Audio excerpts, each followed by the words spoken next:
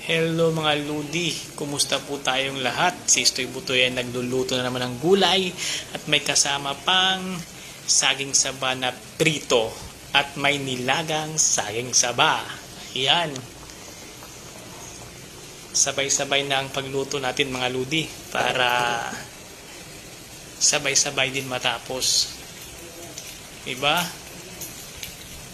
Para makakain na tayo agad mga Ludi. So, ang gulay po natin ay sayote lang po yan at saka repolyo. Tapos may sahog na karni ng baboy. Tapos ito, yung ating saging saba na pinirito. Then, yung saging saba ng laga. So, wala lang kanin mga lodi. Yan lang muna sa ngayon. Pero yung mga anak ko, kailangan silang magkanin. So, hindi muna sila dapat gumaya sa amin ni Mrs. Thank you for watching. Bye!